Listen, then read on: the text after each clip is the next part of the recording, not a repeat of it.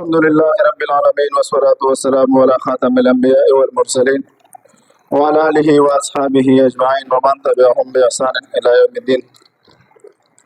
علماء کرام درد للحق درسونه روان دي مغربي فکر فلسفه بیانېږي. د علم الکلام چې کوم 15 مراحل هغه موږ وضاحت وکړو، د هغې خصوصیات هم بیان شو او نن زموږ د درس عنوان او خلاصه چې ده نو موږ وایو چې په ماضي قریب کې په بر صغیر کې د علم الکلام دوه جهتونه، یو جهت د مستشرقینو او د دې نه چې کوم خلک متاثره شوي وو د هغې خلکو نظریات مخې ته راغله او د خلکو عقاید یې خراب کړو. دویم جهت په مسلمانانو کې د ضعیف عقیدې والا خلک داسې را پیدا شو چې هغوی مسلمانان بدعتو طرف ته بوتلل، د اسلام چې کوم هغه صحیح تشخص و هغه بیان نه کړی شو، خلک یې په بدعتو کې الحمدلله د دې دواړو جهتونو باندې علما کرامو کار کړی دی. هغه شانته کې بیا به نن موږ وایو زموږ د درس سره عنوان او خلاصه یو دا هم ده چې د مغربي فکر او فلسفې مقاصد څو دي، د دې به وضاحت کوو. هغه شانته کې بیا ازادي په دوه قسمه ده، یو انفرادي ازادي ده او یو اجتماعي ازادي ده، د دې وضاحت به کوو. نو دا زموږ د درس عنوان او خلاصه ده. مولوي صاحب محترم عبارت شروع کړه، نور څه په کتاب کې موجود دي. بسم الله الرحمن الرحیم. یو جهت د مستشرقینو او د دینه متاثر شوي مغرب زده خلکو سوالات دي. ګوره په ماضي قریب کې په بر صغیر کې د علم الکلام په باره کې دوه جهتونه دي، یو جهت د مستشرقینو او د دې نه چې کوم متاثر شوي مغرب زده خلکو سوالات دي. د دې نه څوک متاثر شوي؟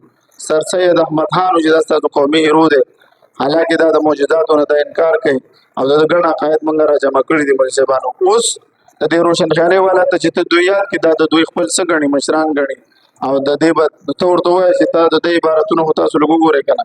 هغه شانته کې عبدالله چکړالو صاحب دا ول غیر مقلد بیا واوړېدو دا د چکړاله او د میوالې سره بیا اخره کې دا خلکو سنګسار کو څه وکړو، دا چې داسې نیم مرده حالات کې شو، بیا پرېوستو، بیا خپل کلي ته وړل ته بیا دا مړ شو. دغه شانته کې ټولو کې زیات چې د انکار حدیث باندې ډېر کار کړی دی غلام محمد پرویز صاحب کړی دی. دا په 1903 کې پیدا شوی، 1985 کې وفات شوی دی. د نظام ربوبیت مکمل کتاب لیکلی و دغه دپاره، د څه شي دپاره؟ د سوشلیزم دپاره، د اشتراکي نظام دپاره، د کارلر مرکز چې کومه نظریه وه. دغه شانته کې د تقریبا 150 کتابونه یې لیکلي او د ماهانه طلوع اسلام په هر میاشت شایع کېدل، اوسه پورې شایع کېږي.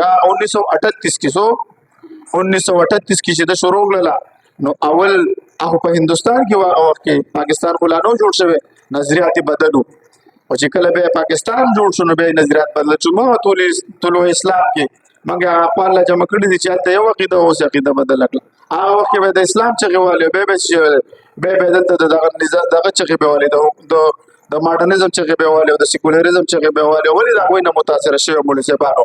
نو دا پکې اولنی جهت والا. دویم جهت مسلمانانو کې چې کوم د ضعیف عقیدې نه پیدا شوي مبتدعانه افکار او افعال رد کول دي، یا خپل ځان اسلام ته منسوب کولو فرقت والله تردید کول دي.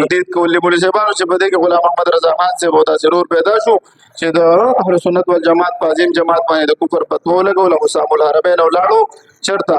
سعودي عرب ته لاړو. ورته کوم عقیده چې زمونږ نه وه عقیده موږ ته منسوب کړله او بیا چې کله زمونږ المحنت چې کله زمونږ عقیدې کتاب ورولېږلو نو هغه وایي چې بلکل دا خو صحیح مسلمانان دي. او الحمدلله تاسو اوس وګورئ په مخته ځمکه باندې چې تاسو چېرته ځئ الحمدلله تاسو به د دیوبند بچې ملاویږي خدمت به کوي. څه به کوي؟ بل جهت اول جهت کې ابتدا چې کړې ده دا شاه ولی الله رحمت الله علیه کړې ده. اول جهت د ابتدا د حضرت شاه ولی الله رحمه الله نه کېږي. اوس که تاسو وایو چې د مجدد الفساني رحمت الله علیه نه موږ اوس قریب یادوو، خو مخکې تېر شوی مولوي صاحبانو، هغو 1400 کاله مخکې تېر شوی دی. خو د علم الکلام د 15 مرحله کې چې کومه ابتدا شوې ده د شاه ولی الله رحمت الله علیه. ځکه د علم الکلام دپاره شاه ولی الله رحمه الله ډېر خدمات کړي دي.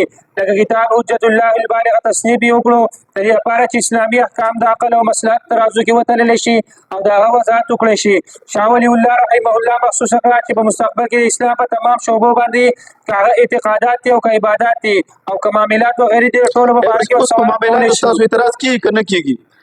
اوس ستا د اسلام په هر جز باندې اعتراض کوي. یو معتزله ګوره هغوی هغه فتنه وه هغه څه وه یو محدود ځي پورې وه. اوس د دې فتنې نه عام مسلمانان متاثره دي که نه دي؟ ستا د یونیورسټۍ د کالج هلکان د دې نه متاثره دي که نه؟ ستا په هره شعبه باندې تر دې پورې چې ستا په پټکي او ستا په دې دغه باندې ستا په دې لباس او ستا په هر څه باندې څه کېږي اوس اعتراض کېږي مولوي صاحبانو. نو دا زمونږ اکابرینو هغه وخت مخصوصه کړې وه چې بھائی اوس به د اسلام په هر یو جز باندې اعتراض کېږي، نو دې دپاره کار پکار دی. او الحمدلله د دې وزارې اوس دا جماعت دا تاسو چې موجود یم د دې دپاره دا خدمت دلته وړاندې کېږي چې تاسو دا زده کړئ او تاسو بیا څه کوئ د اسلام صحیح تشخص او د اسلام صحیح عقاید خلکو ته بیانوي مولوي صاحبانو.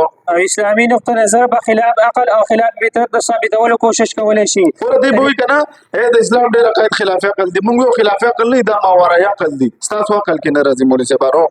د دې لپاره ضروري ده چې اسلامي تعلیمات د عقل او حکمت او ضرورت او مصلحت موافق ثابت کړي شي. د اسلامي اعتقاداتو د اثبات لپاره دویم لوی خدمت علامه قاسم نانوتوي رحمه الله کړی دی. دوی د اسلام خلاف عقلي طور باندې شوي اعتراضاتو ته مؤثر او مسکت جواب ورکړی. سره چې کله ورته ساته عیسایت چې کله دا راغی، کپنی چې کله راغله، برټش کپنی چې کله راغله، دوی تجارت دپاره راغله، بیا چې په هندوستان باندې قبضه وکړه، دوی بیا ټول عیسایت راولېږل دلته. چا به ورته کړه چې څه کوئ دا خلک د اسلام نه اړوئ، عیسایت ته راړوئ. په دې وخت کې زموږ اکابرینو دا امر خدمت کړی او خاص کر قاسم نانوتوي رحمت الله علیه. د دې سره شبیر احمد عثماني رحمه الله په دې کار کې حصه اخیستې ده، کوم چې یو بهترینه رساله لیکلې ده العقل والنقل. العقل والنقل بهترینه رساله ما سره د مکتوبات کې موجود دي، دا بس بازار کې نه ملاویږي، خو موږ سره پی ډي اف کې موجود دي مولوي صاحبانو. او د تفسیر عثماني ماشاءالله ډېر ښایسته دا کړی دی.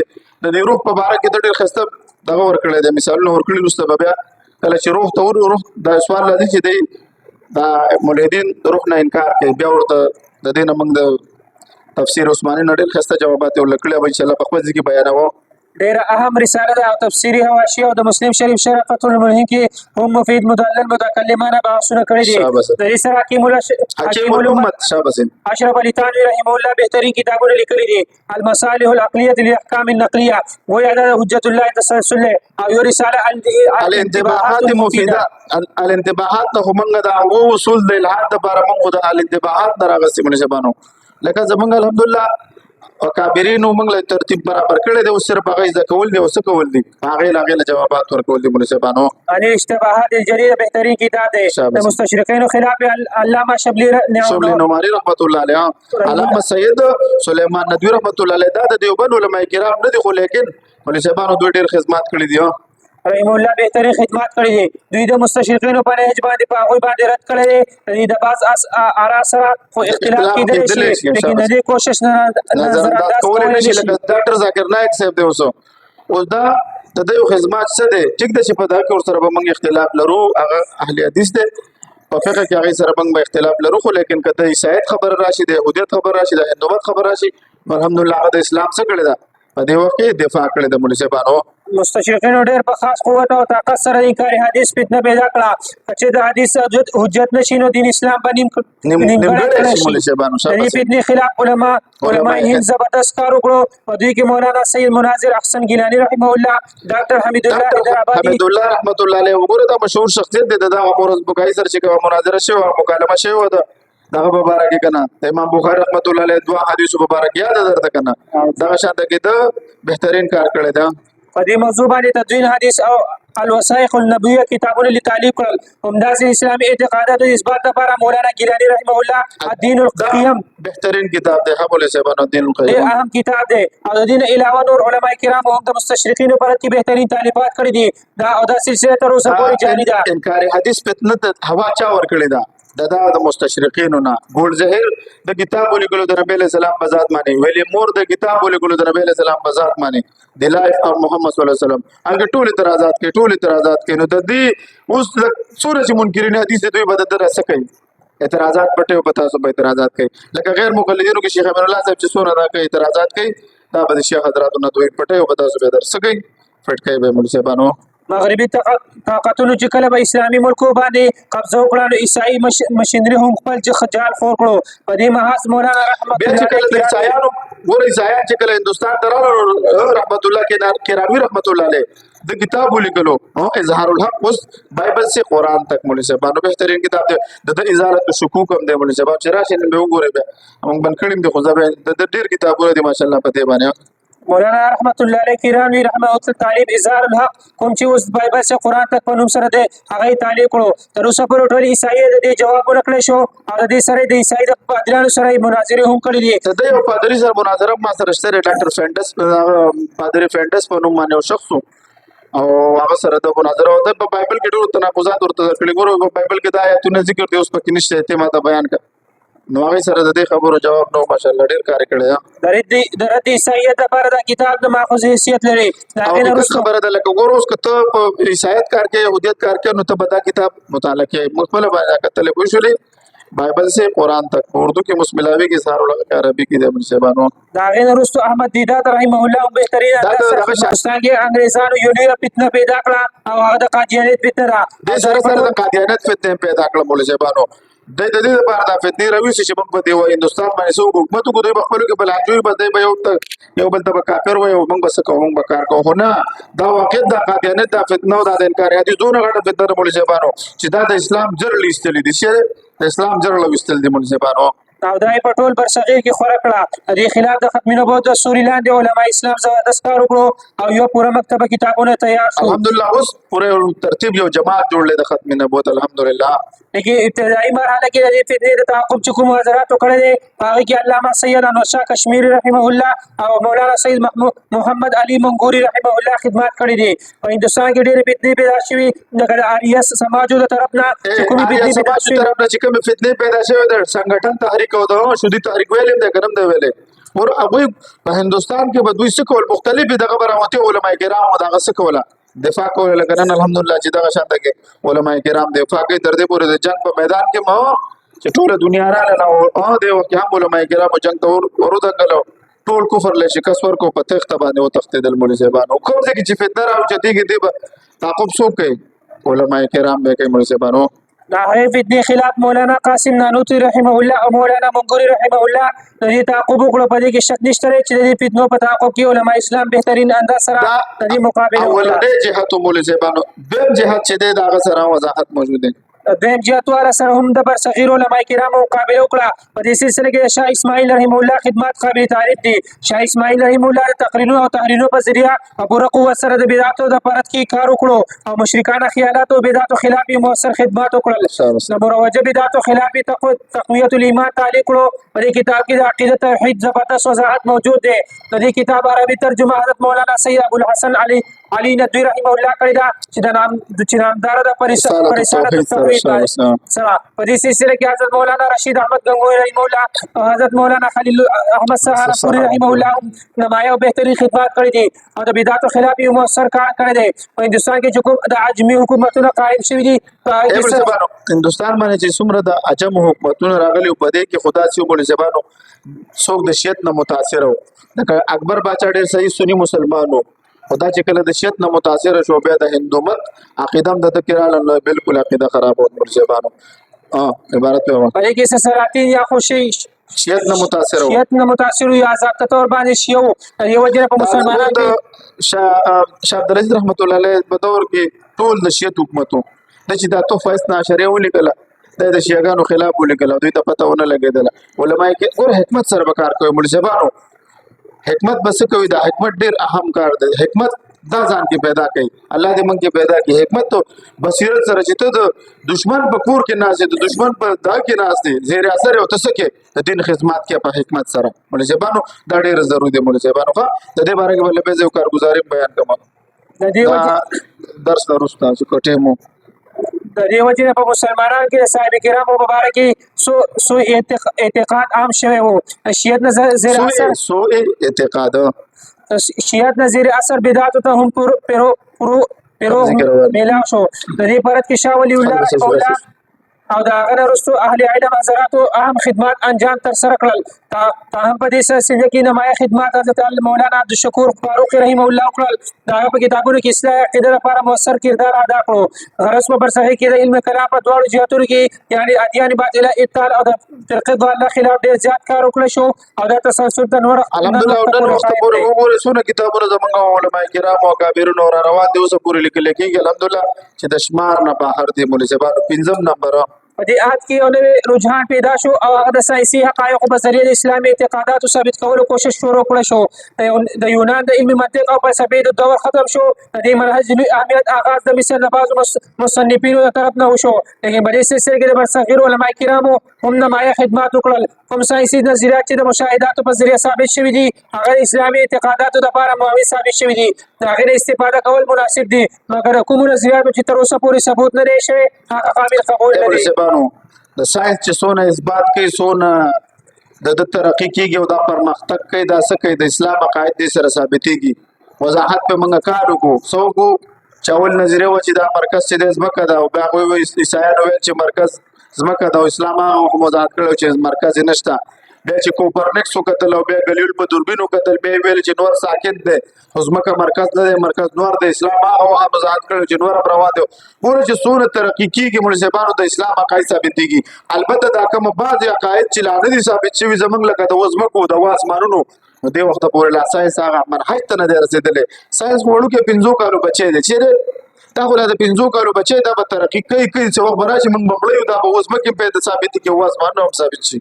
څه چې ګوره د قرآن کریم یوه عقید یو د فلکیاتو متعلق چې څونه دغه دي په دې کې که احادیث دي زموږ او که څه شی دي قرآن کریم دی دا ګوره د فطرت نه خلاف نه دي. مولوي صاحبانو پوه شوي نو کوم نظریات چې تر اوسه پورې نه دي ثابت شوي موږ به نه کوو. لکه بل استاد ته ما د کلام نفسي او کلام لفظي باره کې وضاحت وکړو. هغه زموږ د متکلمینو د عقیده چې لفظ د خولې نه وځي کلام نفسي وضاحت موږ دا وکړو نه. کلام نفسي نه مراد هغه معنا بدلول او موضوع له ده کوم د لپاره چې لفظ وضع کولی شي د دې کوم چې زړه کې پرته وي دا کلام نفسي د دې اظهار یا په عبارت سره کېږي کتابت او یا اشاره سره دا زړه کې پرته دا قدیم ده. به زموږ متکلمین وایي چې کله د باندې تلفظ وکړي دا کلام دا حادث دی. حالانکه ګوره د حادث د دې وجه دا ده چې دا څه شو تلفظ ویلو ختم شو. ساینس نن نام ثابت کړی چې نه سم نه ختمېږي. زمونږ دا به نه کوو چې اوس مونږ ویو چې کلام حدیث نشته نه. اوس داسې وخت به راشي چې ساینس دا نظریه به بدچل شي. نو مطلب مې دا دی چې د اسلام څونه عقاید دي اوس که سړی دې نه استدلال وکړي بالکل یې کولی شي چې باید د سره حدیث سره راشي چې ستا د ژبې نه کوم لفظ څه شي کته وایي چې د انسان خاورې لزه شي نه د انسان کنورټ کېږي دا د انسان د ذراتو نه دا د بل جسم ته لاړه. کوم انسان چې چینجي وخوري دغه وخوري بل جسم ته لاړو هغه بل ته لاړو دا څه کېږي د سره ختمېدل شته یې پکې نه. د ساينس په فارمولې چېړې هم صحیح ده خو موږ په خپل عقیده د ساينس دپاره نه پرېږدو. مطلب د دې خبرې دا دی چې څومره ترقي کېږي د سره څه کېږي د اسلام عقاید ثابتېږي مولوي صاحبانو او کوم چې نه دي ثابت نو هغه موږ نه منو چې موږ د ساینسدانانو په خوله باندې څه وکړو خپل عقیده پرېږدو. دا خبره دا ورسره نه منې. شپږم نمبر په دې عهد کې افسوسناک خبره ده د غیر مقلدیت د اهل سنت والجماعت د اشاعره او ماتوریدیه په دور د اوس اشاعره د غیر مقلدین چې دي خبره دې نه چې خدا اوس موږ ماتوریدیت او اشاعره ته د څه کوي د زال او د مزل نسبت کوي دا خبره د دوی غلطه ده. باقاعده دوی ګوره د شیخ ابن الله صاحب د تقلید حقیقت دی کې مقلدین اقسام د شرک نه لاندې خبره نه کوي. لکه دومره جماعت په شرک دی راجمع کوي تقلید ته شرک وي دی او به استدلال د کوم شي نه پېښ کوي. نیم آیات وي او نیم وایي دا قیل لهم اتبعوا ما انزل الله قالوا بل نتبع دا آیات نه سورۃ بقره آیات نمبر 172 او دا په موږ باندې پټ کړي. لکه نو هغه زموږ د مجتهد پسې روان یو موږ د مسلمان پسې روان یو موږ ته ختم شي او اجر ملاويږي او هغه دا يهوديانو ته مشابهت دې سره ورکه مولوي صاحبانو.